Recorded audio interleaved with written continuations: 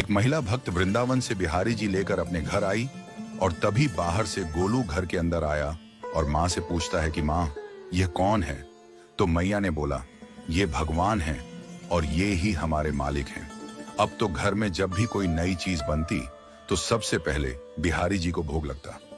पहले यह सब चीजें गोलू को सबसे पहले मिलती थीं। इससे गोलू बहुत चिढ़ने लगा और मन ही मन ठाकुर जी को कोसने लगा।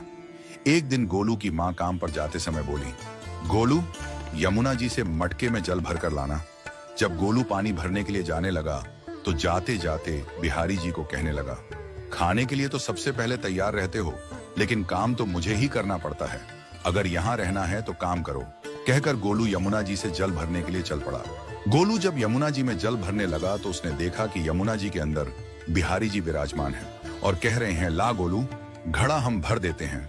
गोलू उनको देखकर हैरान हो गया और बोला, नहीं नहीं, मैं अपने आप भर लूंगा। लेकिन ठाकुर जी ने उसके हाथ से घड़ा ले लिया और भरकर घर ले आए। गोलू घर आकर डर रहा था कि अगर माँ को पता लगा कि मैंने ठाकुर जी से काम करवाया है तो आज मेरी पक्की पिटाई होगी। माँ ने घर आकर बिहारी जी को गीले कपड़ों में देखा तो एकदम से हैरान हो गई और कहने लगी कि गोलू, ये जरूर तेरी शरारत है, जरूर तूने ही इन पर जल डाला है। गोलू ने अपनी माँ को समझाने का बहुत प्रयास किया, लेकिन माँ ने उसको डांट कर चुप करा दिया और ठाकुर जी के भीगे हुए वस्त्रों को बदलने लगी। अगले दिन जब माँ ने गोलू को अनाज पिसवाने का काम दिया तो बिहारी जी फिर अनाज का कनस्तर ले आए और माँ को ठाकुर जी के वस्त्रों के ऊपर सूखा आटा पड़ा मिला। तो माँ ने फिर गोलू को डांटा कि तुझे पता नहीं कि ये हमारे भगवान हैं और तू भगवान के साथ शरारत करता है। आज तूने फिर इनके ऊपर आटा फेंका है।